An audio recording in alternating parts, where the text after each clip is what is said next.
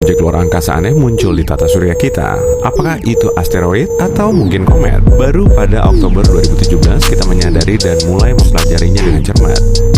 Namanya Oumuamua yang merupakan bahasa Hawaii untuk pengintai. Bukan cuma berbentuk unik, sangat memanjang dan pipih. Objek ini juga melaju sangat cepat sehingga gravitasi matahari kelihatannya tidak terlalu mempengaruhinya. Jadi, batu aneh pengembara ini sebenarnya apa? Para ahli awalnya mengira ini seperti asteroid, tapi saat melihat lebih dekat, mereka menyimpulkan kemungkinan besar ini adalah komet. Mereka percaya komet ini didorong semburan gas kecil yang disebabkan oleh hangatnya matahari yang bisa menariknya keluar jalur alaminya. Selain dari cara bergeraknya, bentuk Oumuamua juga istimewa dibandingkan komet lainnya. Objek langit seperti ini memantul sekitar 4% dari cahaya yang menyinarinya. Anehnya, Oumuamua punya sifat reflektif 2 kali lipat. Sayangnya, kita tak bisa mempelajari objek aneh ini lagi karena dia sudah meninggalkan tata surya kita. Kita sudah mendengar banyak cerita tentang segitiga Bermuda, dari peristiwa misteriusnya hingga penjelasan ilmiah yang sangat mendetail kenapa semua itu terjadi.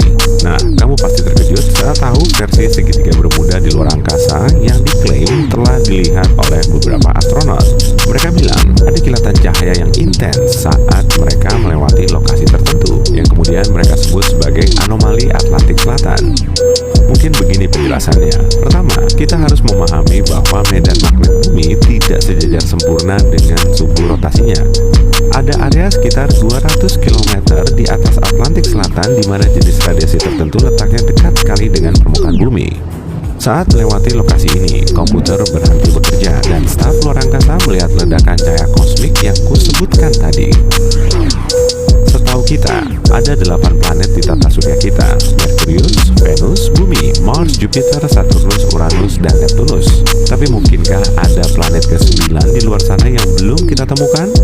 Beberapa astronom yakin itu ada, dan saat ini mereka menyebutnya planet 9. Lokasinya tampaknya jauh di luar Neptunus, planet ke-8 yang kita kenal sejauh ini dan yang terjauh dari matahari.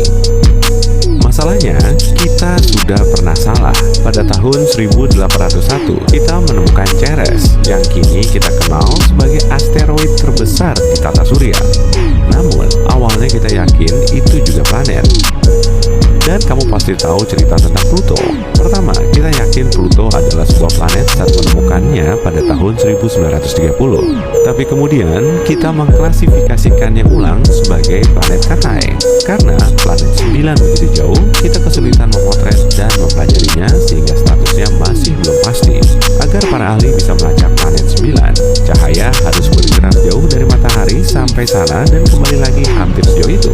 Para astronom mampu mengamati sekitar 30% dari area di mana planet ini seharusnya berada. Mereka juga memperkirakan akan butuh sekitar 4 tahun lagi untuk mempelajari sisanya dan membuat kesimpulan.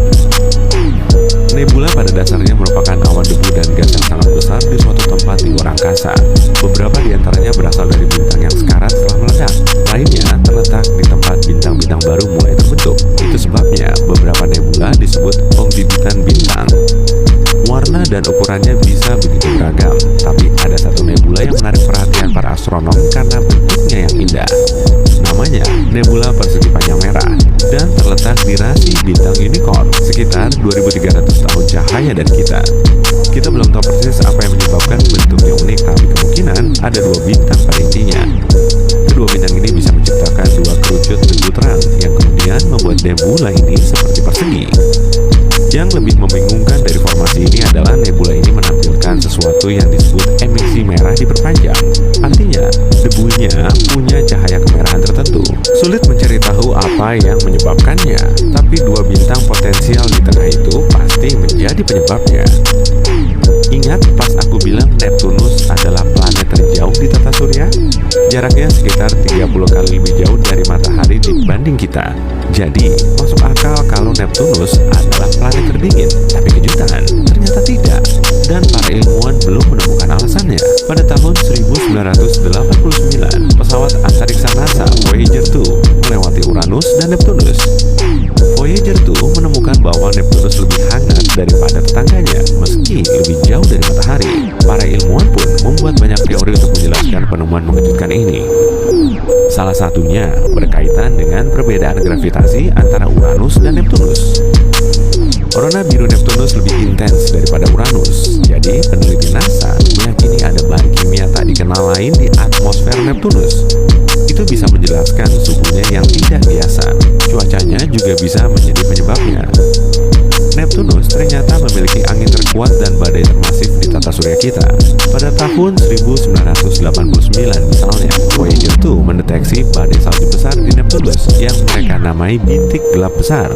Badai ini lebih besar daripada bumi namun menghilang pada tahun 1994. Jadi, hanya sedikit yang bisa kita pahami tentangnya saat ini.